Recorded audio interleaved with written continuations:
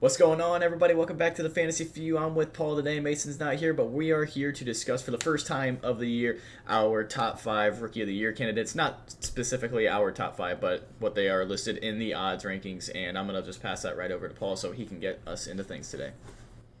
So rounding out, it's kind of a top, I guess six, but technically three guys are tied at plus 5,000 odds.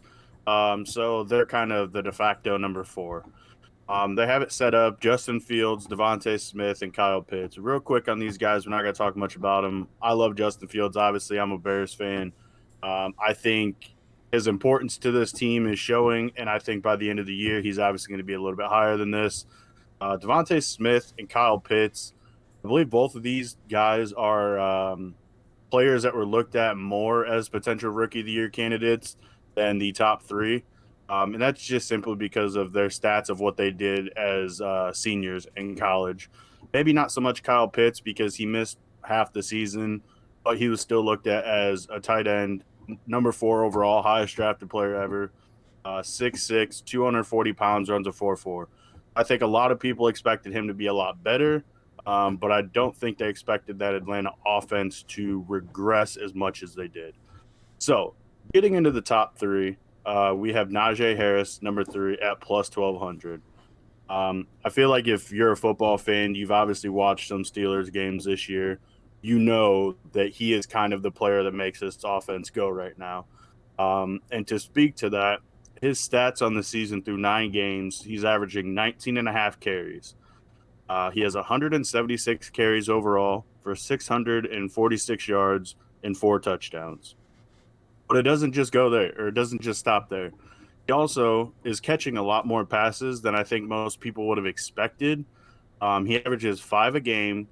He has 44 catches on 56 targets for 317 yards and another 2 touchdowns. So if I can do a little bit of quick math, that's almost 1,000 yards and 6 touchdowns on the season through the air and on the ground. Now, when you compare that to some of the other guys that we'll get into in a little bit, I think he has a really good shot at winning Rookie of the Year because, like I said, it's almost a similar situation to a quarterback where you look at the quarterback and you're like, oh, that's what makes the offense go. That's what makes the team go.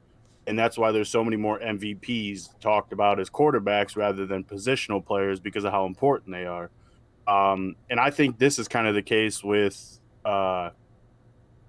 blanking on his name. Najee This is Harris? kind of the case with Najee Harris right now.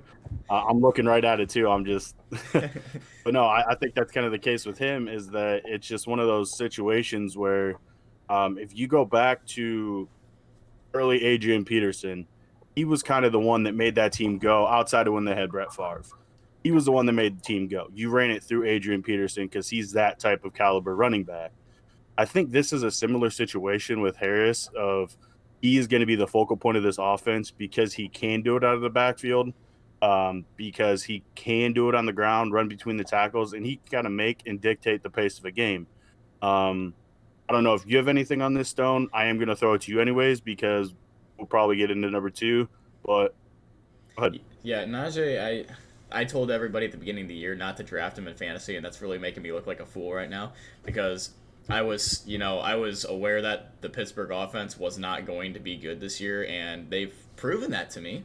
However, they are force involving Najee Harris so much, like 24 touches a game. Not force involving; he deserves all the touches he gets, but they're giving him the ball that many times, so obviously he's going to produce with it. And when I was telling you guys not to draft him from a fantasy perspective, I was just like, this offense could score 10 points a game, and that's going to look horrible on Najee. And then he was involved much more in the pass game than I expected. And I was thinking if the Steelers didn't get touchdowns, that means Najee's not getting touchdowns, but he is. And he is rightfully deserving to be in that top three conversation. And to what you said about how the quarterback has importance to the MVP or rookie of the year and all that stuff just because they run the offense and everything, that could, like you said, be said about Najee Harris. He literally is that offense. It's all they got on that offense right now. I mean, you could argue that Pat Freiermuth is pretty solid. You can argue Big Ben's still good, even though he's just old and not as good as he used to be. Deontay Johnson, I've never been a fan of. Can't catch a ball, fumbles it all the time. Not a fan of that. So I don't know. I just think Najee Harris is that offense, and he deservedly gets all the touches that he gets. But we can move on from that and talk about the number 2 in the odds. I believe is Mac Jones with a plus 120. You said I can't remember that off the top of my head. Correct. Yep. I was just going to bring that up. Yep. It is Mac Jones at plus 120. Gotcha. So he's sitting there with 2,333 passing yards, 13 touchdowns, and 7 interceptions.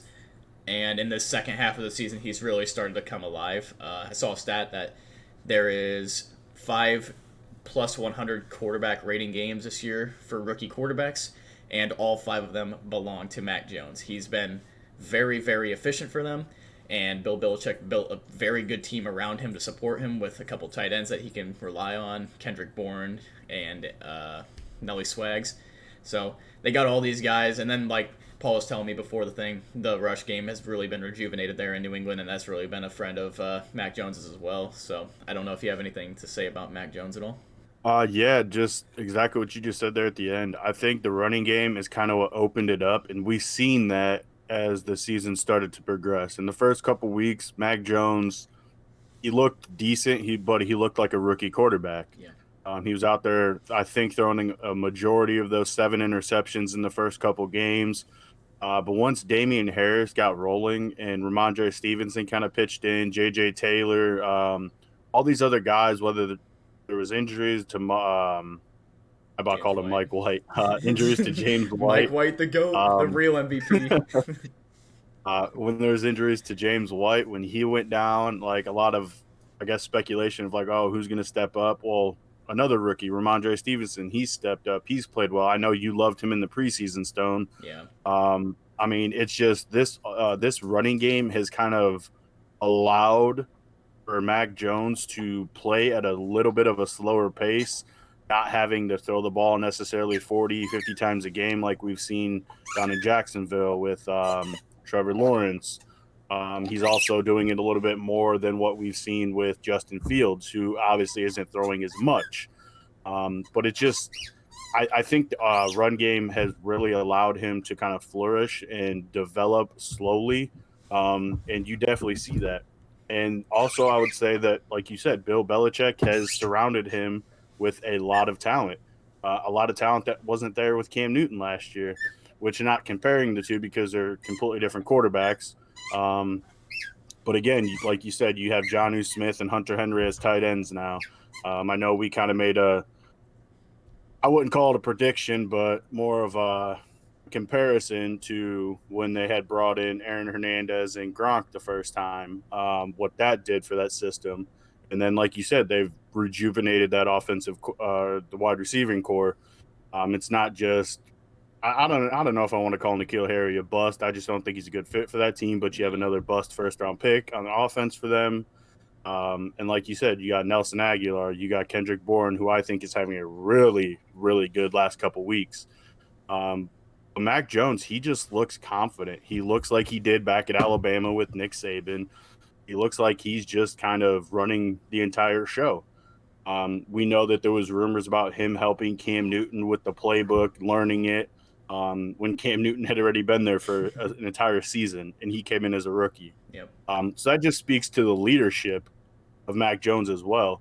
And just all those things combined, like I said, I think that's what's kind of allowing him to settle in, get comfortable, and just having the presence of Bill Belichick as a head coach is allowing him to kind of just pick up the NFL at his own pace, but he's doing it very rapidly. Yeah. I love everything about Mac Jones. We forgot to throw in one of his favorite targets too, Jacoby Myers. That guy looks like he's an emerging kind of all-star receiver in the future as well. He's very, very talented, and he got his first touchdown last week. Love to see it.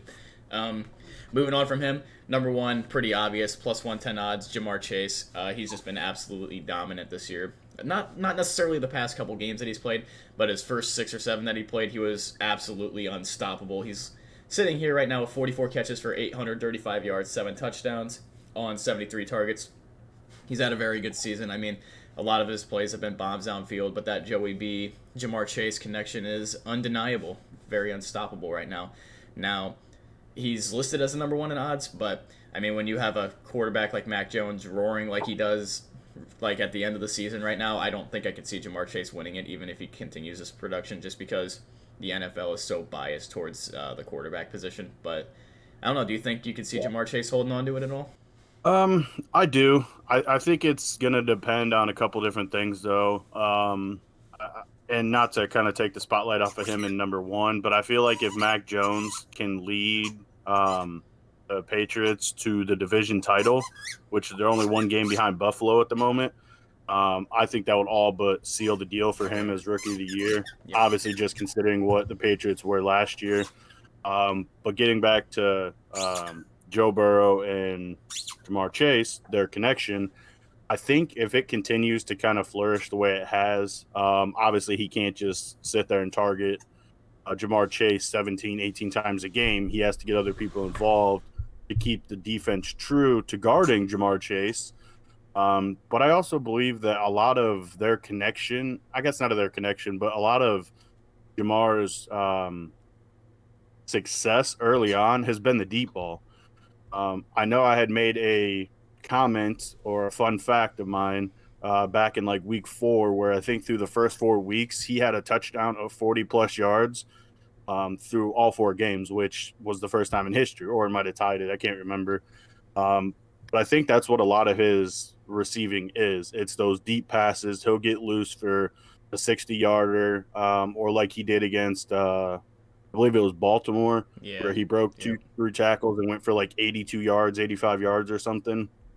Um, so I think if which is also part of what has kind of slowed him down. You've seen defenses kind of bottle up, play 2 deep safeties, obviously guarding him with a corner on the outside. You have help there.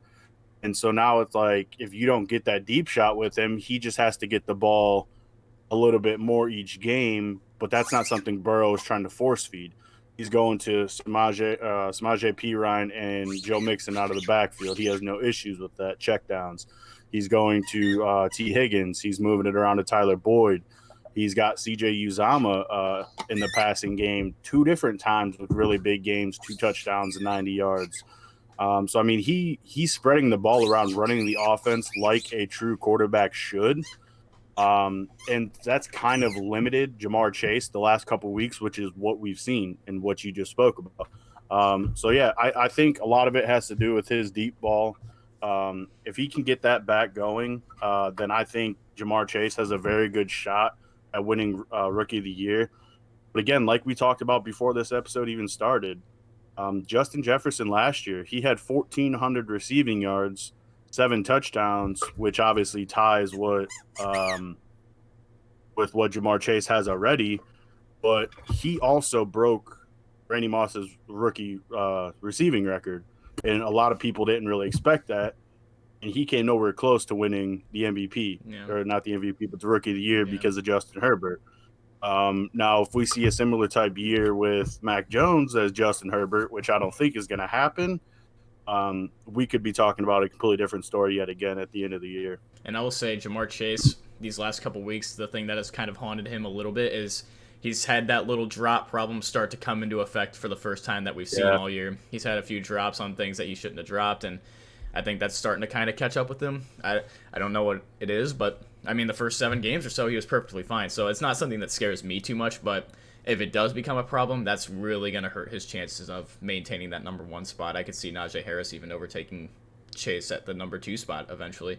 I think Mac Jones is going to run away with the number 1, though. I mean, it's a quarterback favored league, and I just don't think I could see anybody other than Mac Jones winning it if he continues the production that he's been having right now. But that's going to be it for the video today. If you guys liked it, leave a like down below, comment down below who your Rookie of the Year throughout this part of the season is, and subscribe to the channel. Paul's pointing at the top right up there, but right down below, above the description, hit that button. You'll be able to watch more videos from us. You'll see whenever we post, and if you guys really enjoy this stuff, hit that notification bell as well so you're notified whenever we post a video. We post every Monday through Saturday, or at least we try to on Saturdays. Don't always get to it, but you know. And then Sundays we never post because we're watching football. We're at work, you know how it is. Mason's not with us today. He's usually the one that sends us out, so I'm going to give it over to Paul so he can do Mason's famous outro. Finish the fee out, baby. Let's go.